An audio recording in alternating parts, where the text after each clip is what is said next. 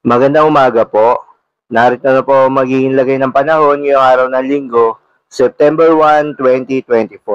At latest update sa low pressure area na binabantayan ng Pag-asa na nasa loob ng Philippine Area of Responsibility.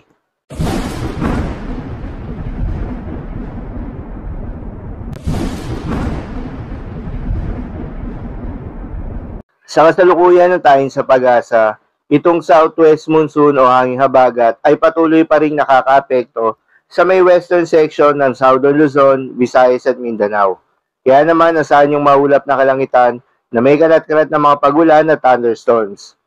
Samantala yung low pressure area na binabantayan ng Pag-asa na nasa loob ng Philippine Area of Responsibility ay huling namataan sa layong 610 kilometers east-northeast of Butuan City, Agusan del Norte o 555 kilometers east of Giwan, Eastern Samar. Ayon sa pinaka-latest na datos ng Pag-asa, nananatiling mataas pa rin yung tsansa na mag-develop ito bilang isang ganap na bagyo. Mababa naman yung tsansa nito na mag-landfall sa ating kalupaan pero hindi inaalis ang posibilidad na magtaas ang tropical cyclone wind signal. Asahan rin na papalakasin ito ang habagat sa susunod na linggo na siya magdadala ng mga pagulan sa malaking bahagi ng ating bansa. Kung sakaling mag-develop ito bilang isang bagyo, tatawagin ito sa local name na Bagyong Enteng.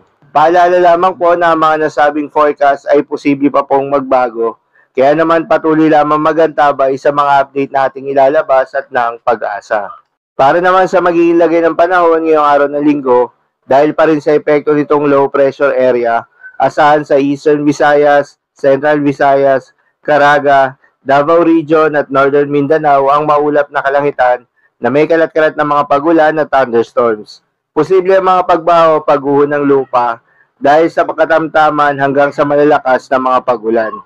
Para naman sa Palawan, nalalabing bahagi ng Visayas at nalalabing bahagi ng Mindanao ay asahan rin yung maulap na kalangitan na may kalat-kalat na mga pagulan at thunderstorms. Dulot naman yan ng southwest monsoon. Posible rin na mga pagbaha o pagguho ng lupa dahil sa katamtaman hanggang sa kung minsan ay malakas na pagulan. Habang sa Metro Manila at nalalabing bahagi ng Luzon, ay asahan naman yung bahagyang maulap hanggang sa maulap na kalangitan na may kalat-kalat na mga pagulan o thunderstorms. Dulot naman yan ng mga localized thunderstorms.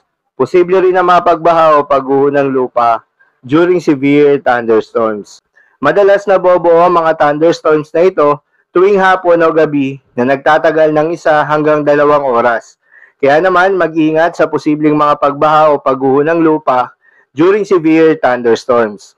Para naman sa lagay ng mga dagat baybayin, ayon sa Pag-asa ay wala tayong nakataas na gale warning sa anumang seaboards ng ating bansa. Kaya naman malayang makakapamalaot yung mga kababayan nating mangingisda at yung may mga maliliit na sasakyang bandagat.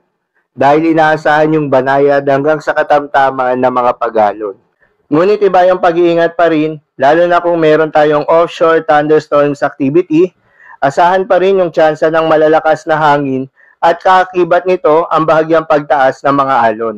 So yun lamang po para sa lagay ng panahon ngayong araw ng linggo. Keep safe everyone.